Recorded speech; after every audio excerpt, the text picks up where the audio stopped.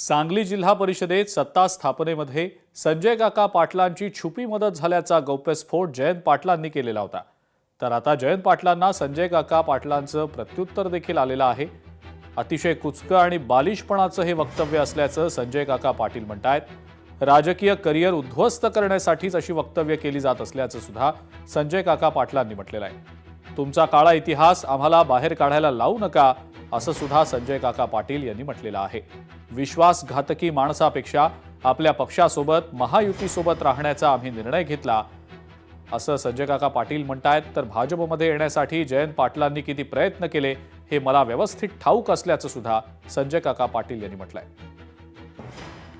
संजय काकांचे मी विशेष आभार मानेन, कारण काल संध्याकाळी आम्ही स्ट्रॅटेजी ठरवली आणि काका पलीकडच्या गोटात आम्ही जायच्या संदर्भात काही गोष्टी झाल्या, चर्चा झाली आणि त्याप्रमाणे त्यांनी तिकडं जाऊन तिकडच्या गोटातली माहिती देऊन आम्हाला जे मौलिक सहकार्य केलं ते विशेष वाखाणण्यासारखं आहे।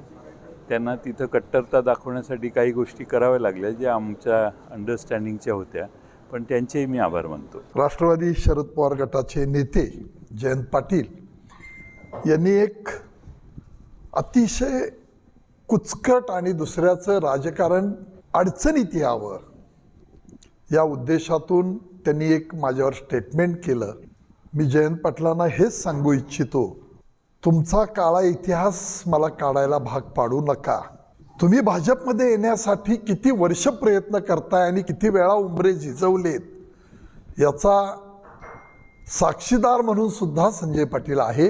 आपल्याला घेत नाहीत तरी सुद्धा सलोख्याचे संबंध राहावेत आणि आपल्या राजकीय कारकिर्दीला त्रास होऊ नये या उद्देशानं तुम्ही कुणाकुणाशी ॲडजस्टमेंट करता या बाबी सगळ्या मला माहिती आहेत।